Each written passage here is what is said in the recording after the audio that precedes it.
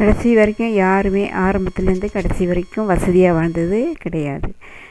இன்றைக்கி கோடீஸ்வரனாக இருக்காங்கள்ல, அவங்கள கேட்டு பார்த்தா ஆரம்ப வாழ்க்கை வந்து ரொம்ப மோசமானதாக தான் இருந்திருக்கும். ரொம்ப வறுமையில் தான் இருந்திருப்பாங்க. அதனால் கடவுள் எல்லாரையும் மாறி மாறி தான், ஆனால் சில ராசிகள் கஷ்டப்பட்டுக்கிட்டே இருந்து நல்ல வாழ்க்கையில் கடைசியில் கண்டிப்பாக ஒரு நல்ல வசதி படைத்த வாழ்க்கை அமையும் சில ராசிகள் அப்படின்னு இருக்குது. அதுக்கு வந்து காரணம்லாம் அதாவது ஒரு நிமிஷம் கடவுள் நினச்சான்னா வாழ்க்கையே எப்படி வேணாலும் மாறும்.